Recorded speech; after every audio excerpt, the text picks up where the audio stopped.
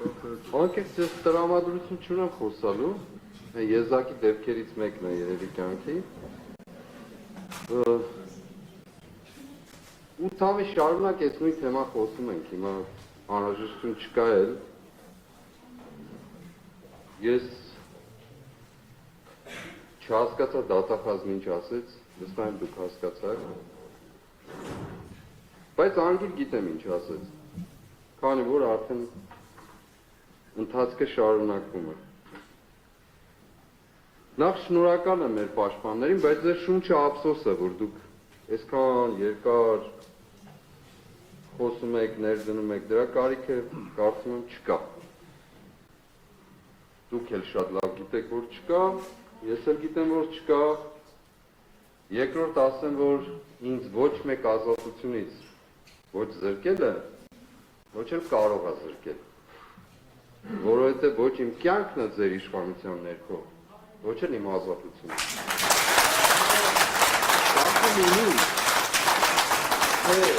Կալանավայրի լուսամուտի որ կողմից եք նայում։ Ով է ավելի կալանավորված և ով է գտնվում ազատության մեջ։ Ես, որ հոգով ապրում եմ ազատության բոլոր սահմանները, թե դուք, որ ստիպված կալանավորված եք, ով է ավելի կալանավորված և ով ումպտի ազատություն տա։ Հետևաբար ես կխնդրեմ ասելու, որ ազատությունից զրկված մարդ չկա այստեղ, այս 18-ի մեջ էլ չկա, ես էլ ամենավերջինը, որովհետև դա Աստծու գործն է, ոչ մեղադրողների, դատախազների, որոնց նաև Մխիթար Գոշը երբեմն ամբաստանողներ է համարում, ոչ դատավորների, ոչ էլ ինչ-որ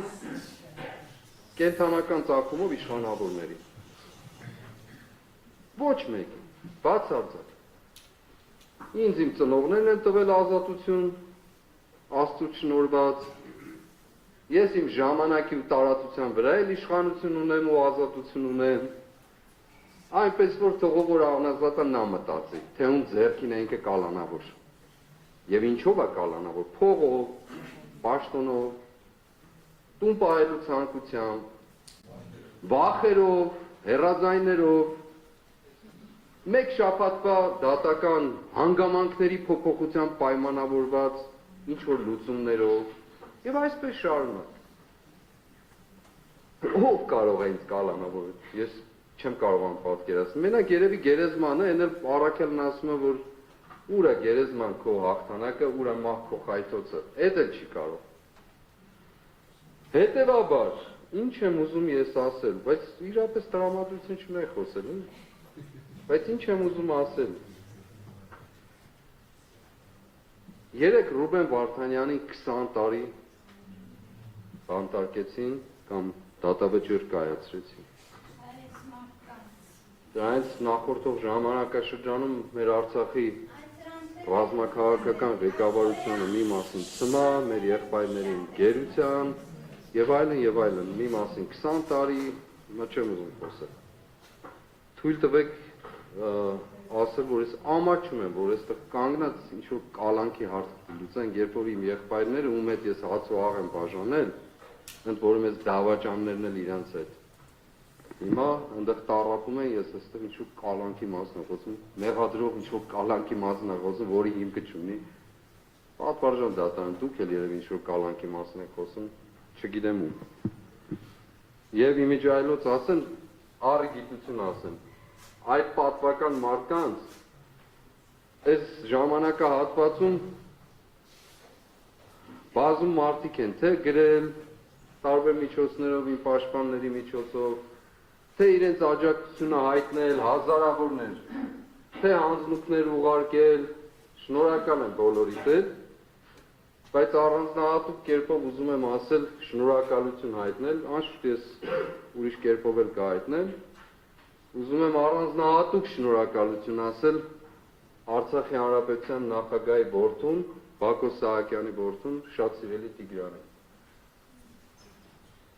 որ ինձ հնարավորություն տվեց իր հայրը գտնվելով այդ տառապանքի մեջ ինքը մեր մասին չմոռացավ, թեպետ ես ապերախտ եմ եղել իրենց մասին մոռանալով։ Եվ ինձ հնարավորություն տվեց հոգևոր իմաստով եւս մի անգամ պատվարժան նախագահի հետ իմ խցումես անգամ հաց ու աղ բաժանել, ինքը գտնվելով Բաքվում, ես Երևանում եւ ոչ ինչպես վերջին անգամ երկուսս էլ Ստեփանակերտում։ Շնորհակալ եմ Տիգրան։ Աստված զորացնի ձեզ։ Եվ ինչ է ուզում ասել,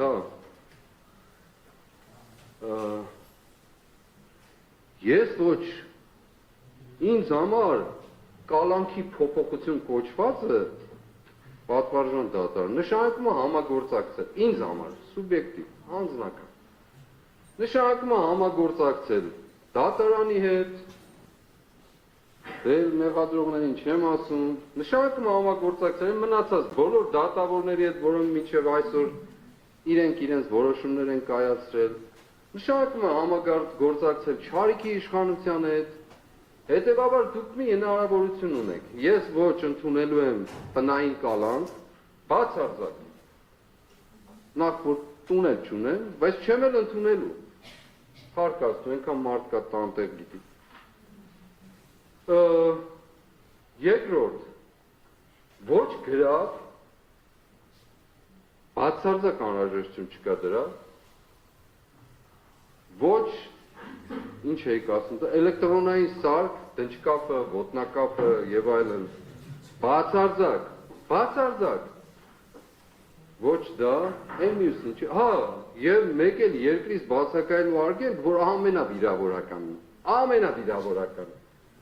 ուրիշ բան չեմ ասում, բացարձակ դրանցից ոչ մեկն էլ, ոչ էլ մտածեք փոփոխելու մասին անկեղծ, այսինքն չեք էլ մտածել, բայց մի էլ մտածեք, եթե հանկարծ մի պահ կլինի։ Միակ տարբերակն է, եթե այստեղից ազատ կգնանք, որտեղ որ կգնանք։ Եթե ոչ, դա էլ ազատություն չի, նորից եմ ասում, դա պարզապես պայմանների, այսպես կոչված փոփոխություն է։ Եվ այո, ուզում եմ խոսքս ամփոփել, պակաս բան թողեցի, չեմ կարծում։ Ուզում եմ խոսքս ամփոփել, վերստին, փառք Աստծուս բոլոր օրերի ու ժամերի համար, փառք Աստծո, որ լիքը մարդ նորից վերստին ապրում է, այդ խանդավառության տեսիլքով, մեր, ինչպես ասել են, կալանքի բանտարկության գինը թող լինի Հայաստանի Հանրապետության, մեր երկրի, մեր ժողովրդի ազատագրությունը։ Թող դա լինի։ Ինչ բան չկա։ Եվ ուզում եմ ամփոփել շատ սիրելի Եսայի Մարգարեի խոսքերով, ես խորհուրդ կտամ, որ կարդաք, մեղադրողներն են, պատվարժան դատարան դուք էլ, ժողովուրդ ջան, բոլորդ էլ, շատ լավ բան է, ամեն մեկի հայելին է, ինչպես որ օրեր առաջ մեկը դոժ հեռուստացույցով հայտարարեց ինչ-որ բաների մասին, ինձ թվաց իրենց տանը հայելի կար, երևի նայել է, որոշել է, որ այդպես պիտի լինի։ Ուրեմն, Տերը ինձ օգնական է եղել, եւ դրա համար էլ ամոթ ոչ զգացել եմ, ոչ էլ կզգամ։ Եվ իմ երեսը կարծր քարի պես եմ դարձրել, եւ գիտեմ, որ չեմ էլ ամաչելու, քանի որ մոտ է նա, ով արդարացնելու է ինձ, ով է նա, որ դատելու է ինձ, ահա Տերն է ինձ օգնական, եւ ով է, որ չարչարելու է ինձ, ահա դուք ամենքդ, որ վառված եք հրով, պիտի պարտվեք բոցից, ու պիտի բորբոքվեք բոցով, եւ դա